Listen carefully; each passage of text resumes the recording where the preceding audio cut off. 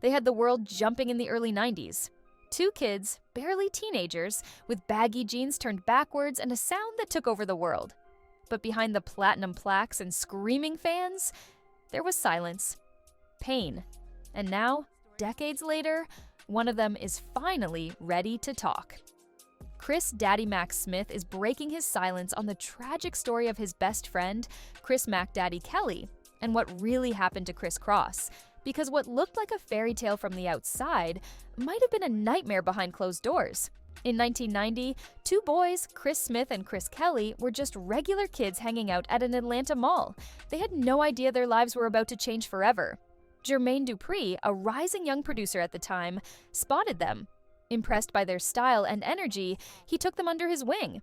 Within a year, Kris Kross was born. Their debut single, "Jump," became a cultural phenomenon. The song topped the Billboard charts for 8 straight weeks, went multi-platinum, and turned the two young boys into international superstars. They were invited to open for Michael Jackson. They had merchandise, video games, awards. They weren't just stars, they were icons. But they were also kids, 11 and 12 years old to be exact. And that's where the problems began. Kris and Kris were still trying to figure out middle school. But now, they were working full-time, flying around the world, and living under the spotlight. Jermaine Dupri was in his early 20s, not that much older than them, and suddenly responsible for 2 children who were now global celebrities. The question is, were they protected? According to Daddy Mac, they had to grow up fast. Too fast. In a recent interview, he admitted that music helps him cope. But he still thinks about everything they went through. And for years, fans have wondered, what did they go through? Because somewhere along the way, the fame started to fade, and something else took its place. In 2013, the world was shocked to learn that Kris Kelly, Mac Daddy, had died from a suspected overdose. He was just 34 years old, but those close to him say the signs had been there for years. The fun, outgoing kid who once lit up every interview slowly changed. He became quiet, withdrawn. He looked like he had the weight of the world on his shoulders. Some fans believe that his struggles with addiction were a way of coping with deep, unresolved trauma from his early years in the industry. His death was ruled an overdose, but many believe the real cause started decades earlier. At Kris Kelly's funeral, Daddy Mac gave a short but emotional speech. He said that losing Kris was like losing a brother, that his life would never be the same, that no matter how much time passed, he would always carry that pain. And that's the thing. Daddy Mac rarely talks about Kris Kross or about Kris Kelly. He's kept it all inside, until now. In his recent interview, he didn't go into detail, but what he did say was enough to reignite all the rumors. He said they were just kids, thrown into an adult world. He said he remembers who Kris had his first drink with, who gave him his first joint, who was there when he lost his innocence, and it wasn't who you might expect. One of the most shocking rumors resurfacing involves Jada Pinkett Smith. According to Daz Dillinger, who worked closely with Tupac in the 90s, Jada had a relationship with Kris Kelly, back when he was just 15. Jada at the time was 21 or 22. It's a claim that's been floating around for years, but she's never publicly addressed it. And when you add that to other stories, like the one where she allegedly gave the boys weed, the picture gets even more disturbing. What was really happening behind the scenes?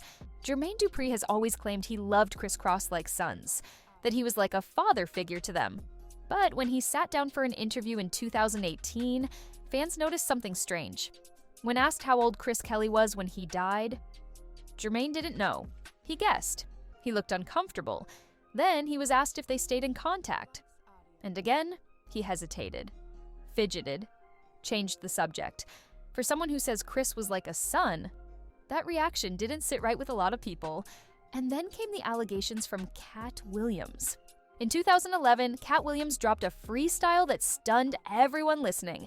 He accused Jermaine Dupri of being the king of PDF files, one of the worst allegations you can throw at someone. Now, usually when a public figure is falsely accused of something that's serious, they fire back, maybe even sue. But Jermaine didn't say a word, nothing. This from the same person who threatened to sue a fan over a comment on Instagram, but stayed completely silent when Cat made national headlines with his accusation. Why? The Kris Kross story doesn't exist in a vacuum.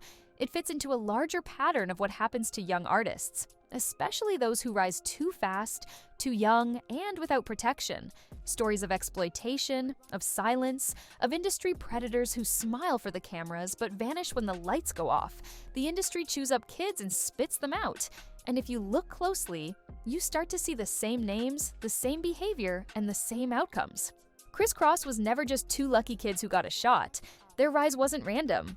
They were part of a much larger system, one that's been exposed over and over again for preying on young talent.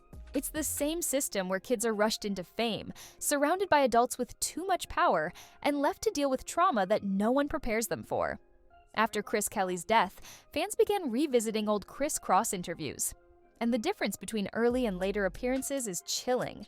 Early on, Kris Kelly was bright-eyed, charismatic, smiling in every interview. But later, he seemed distant, tired, sad, as if something had dimmed his light completely. And now, with Daddy Mac acknowledging the weight they carried, without even needing to say much, the writing feels like it's been on the wall all along. But Kris Kross wasn't the only act from that era with disturbing stories. If you followed the music industry for the last couple of decades, you've probably heard whispers about Flavor Camp, a bizarre, private retreat run by Sean Diddy Combs. It was supposed to be a mentorship program, but some stories suggest it was anything but. One of the most well-known names attached to it is Usher, who, as a young teen, spent time at Flavor Camp under Diddy's supervision. For years, the media brushed it off as harmless, maybe even helpful. But now, in light of recent lawsuits, raids, and multiple accusations against Diddy, people are reevaluating those stories. And here's the kicker. Jermaine Dupri, who helped launch Kris Kross, has defended Diddy, even after everything that's come out. When Cassie filed her explosive lawsuit against Diddy, Jermaine stayed silent. But when Homeland Security raided Diddy's homes in 2024, Jermaine didn't just speak, he defended Diddy publicly, comparing him to Donald Trump and brushing off the investigation as if it were no big deal. And that's raised even more questions. Why so quick to protect Diddy, but so hesitant to protect Kris Kelly's legacy? Let's go back to Jada Pinkett Smith for a moment. The rumors about her relationship with Kris Kelly have circulated for years, but now they're resurfacing thanks to new interviews, especially from people like Daz Dillinger. According to him, Jada wasn't just around the group. She was involved with Kelly when he was around 14 or 15. At the time, Jada would have been in her early 20s. That's a serious claim. What's strange is that Jada is usually quick to respond to public criticism. She's defended herself from everything, from rumors about her marriage to being called out by fans online. But when it comes to these specific allegations involving Kris Kelly, silence. And that silence is starting to sound louder than words. Some are even connecting her to broader whispers about the Smith household.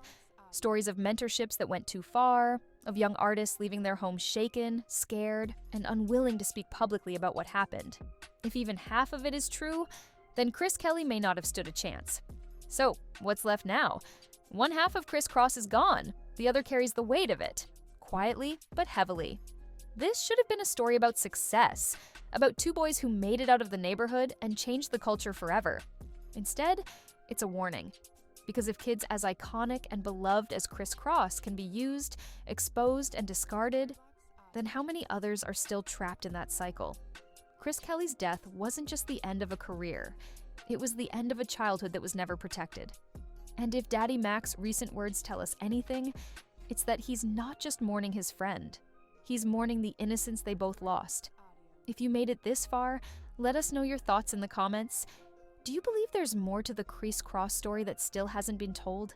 And do you think the industry will ever take responsibility for what it's done to child stars? Like, share, and subscribe if you believe their story deserves to be remembered, because Mac Daddy may be gone, but the truth still deserves a voice.